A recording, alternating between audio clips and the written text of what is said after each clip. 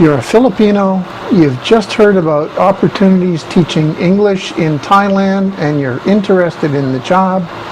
Let's see what you need to do so that you can land the job and get to Thailand.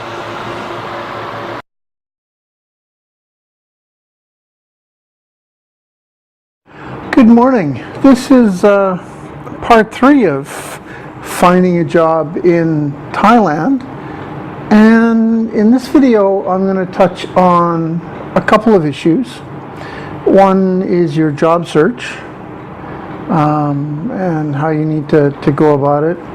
And I'll briefly touch a little bit on contracts and remuneration, the salary and benefits package that you should be looking for as a new in Thailand teacher. Now, for those who are in Thailand, you've been here for a few years, it'll be different for you, primarily because you've got in-country experience, you know what you're doing, you should have your classroom management skills and all of those other things related to teaching in Thailand under control. So this video is focused almost specifically at people who are new to Thailand and still finding their way around and figuring things out. Okay, so the first thing I want to talk about is you've got the Thailand, you've got your documents in hand, you've fixed your resume so that it has your Thai phone number and a Thai address on it, so your employers don't think you're still sitting in the Philippines. Where do you find a job? One of the most common places people look for jobs are on job sites like adjarn.com, and they quite often list a large number of teaching positions in Thailand. Other places to look for jobs in Thailand are on different Facebook groups. And you'll find that some teacher placement agencies, agencies who deal with the teacher and they take a percentage of the teacher's salary every month, and then they pay the teacher rather than the school. You'll find some recruiters, some who will expect a fee from you, and I recommend not using one of those. You should never pay a recruiter to find you a job. They get paid by the school, and then there are those recruiters that are paid by the school to find staff for the school, as well as out-service teacher agencies. Okay, so you found a job ad that you like, and you've sent off your resume, and they replied back saying, "Thank you for your resume. Please send me the scans of your documents." At that point, if you didn't include them when you sent your resume, you should forward scans of your degree, TOR, your TOEIC score, your NBI or police clearance, and the information page of your passport. You might also want to include at this point either a scan of your entrance stamp that shows your visa status and exit date, or make a note in the email of what your visa status is. I'm on a TR visa, I'm on a tourist stamp, and my exit date is the 27th of this month, or my exit date is the 15th of next month. So employers know when you have to do your border run, if that's the case, or when you need to do an exit to get a new visa or keep your status legal in the Kingdom of Thailand. Okay, so you've sent your resume off, you've got a reply back from the employer, and they're saying, well, please come for an interview and perhaps they may want a demonstration lesson. What I found is really convenient is if you can arrange to do a demo lesson and film it on your phone and upload it to YouTube or upload it to Facebook. Then you can just give that link to the employer and they can have a look at it. And it may save you needing to do preparations for a full demo class when you get to the school. If you are going to do a demo class at the school when you go for your interview, be prepared. So if you're going to teach something specific, make sure you have all your materials on hand. Make sure it's age and language level appropriate for the students that you're going to be working with. Typically they'll be about 15-minute short demo lessons, 15 to 20 minutes. So don't walk into the class with a couple of A4 papers that you printed out the day before and hope to get by. It won't work. You know, you better have a legitimate plan, a short plan, right? So you have an objective, a learning objective for your demo lesson. You have an expected outcome of what students will learn for the lesson. You have your intro to the lesson, you have an activity for the lesson, and you have a quick assessment of learning towards the end of the lesson. And if you've got all of those in place, chances are you'll be successful in your demo, and your prospective future employer will offer you a position if you come prepared. If you walk in with a couple of pieces of A4 paper and you hope to sort of wing it and do a lesson on the fly, chances are you won't get the job unless they're really desperate for anybody that can sit there and make English noises. So make sure you come in prepared for a proper lesson.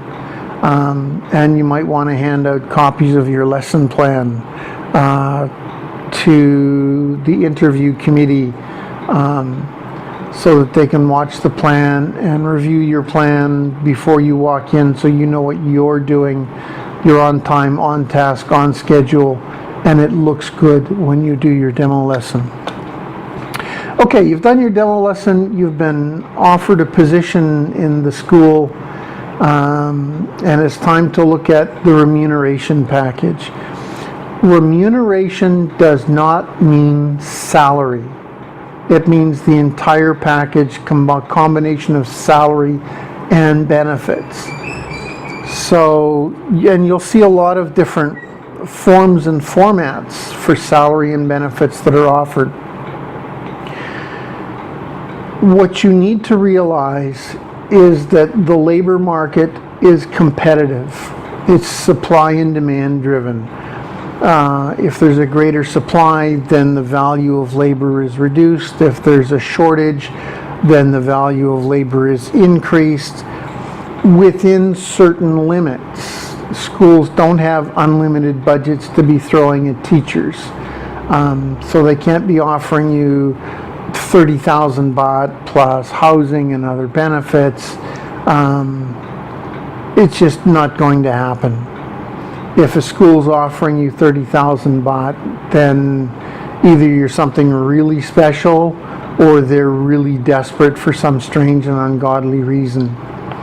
Okay, so realistically, packages for a Filipino teacher this year are in the neighborhood of about 240,000 baht per year per teacher.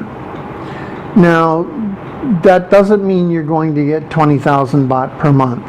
It might mean that, but it doesn't necessarily mean that. If a school's offering you 20,000 a month plus a visa and a work permit, you're probably in pretty good shape. If you're on a 12-month contract, what you'll find happens in a lot of cases is schools won't offer a revolving contract. They'll start you on the 1st of May.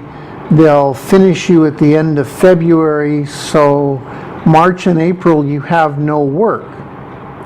So the school's offering you 22 or 23 or 25, and it's a 10-month contract, and you don't get paid for the break in October.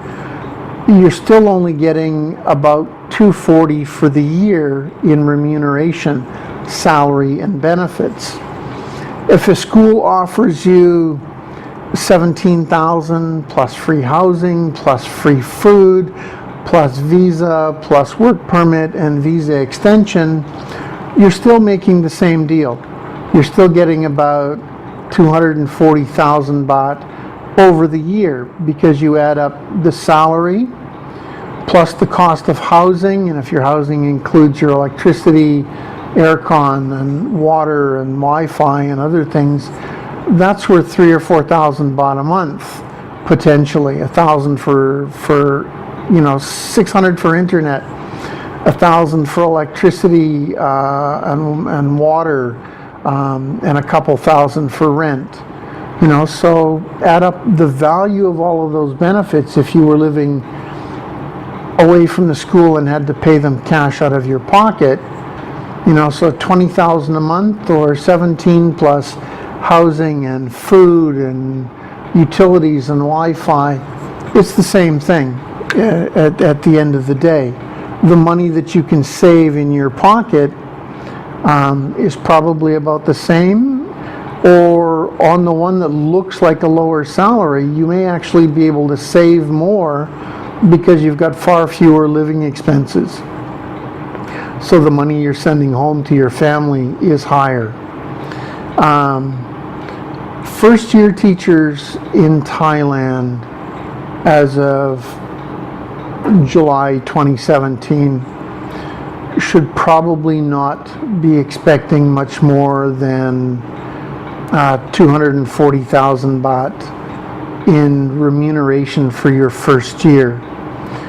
To put that into perspective, that's currently about 360,000 pesos, and the cost of living in Thailand is comparable or slightly lower than the cost of living in the Philippines. Rice in Thailand is about 30 baht per kilo, so 45 pesos per kilo for good rice. Broken rice is about 90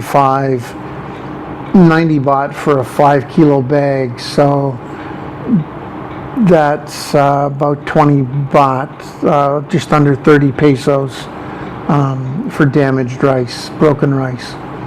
Chicken is about 70 baht per kilo, which is about 100 pesos per kilo for chicken. And other things are comparable in price. You can get blue jeans for 400 or 500 baht, branded blue jeans, 700 baht. You can get basic skirts and blouses for 100 to 300 baht per piece. So prices are comparable to what they would be in the Philippines. So your savings potential here is about 30% more than it would be at a comparable job in the Philippines. Okay, I think that's about it for this morning. If you have any questions, please write your questions down below, and I'll try and answer them directly as a message, and I'll make another video to cover any questions that you may have. There are lots of issues surrounding contracts, and there are lots of Filipinos that are going to tell me 20 is too low for a Filipino teacher in Thailand who has all their documents. Well, I may agree with that to some degree. For a teacher who's new to the job in Thailand, no, that's probably all you're going to get. Like I said earlier in the video, if you've been in Thailand for a while, you should be making more than that.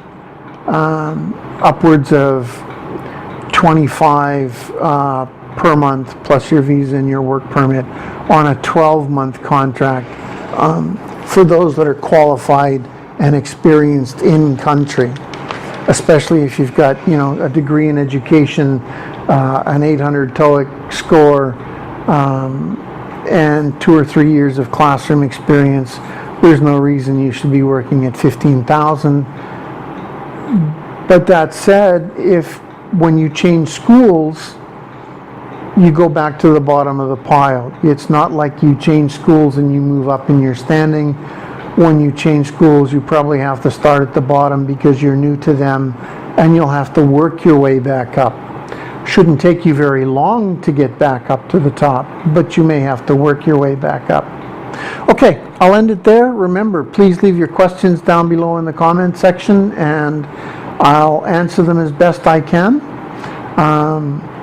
And I hope to talk to you all later. I'll bring another video probably in the next day or so. I think this 3-part series may end up being 4 parts.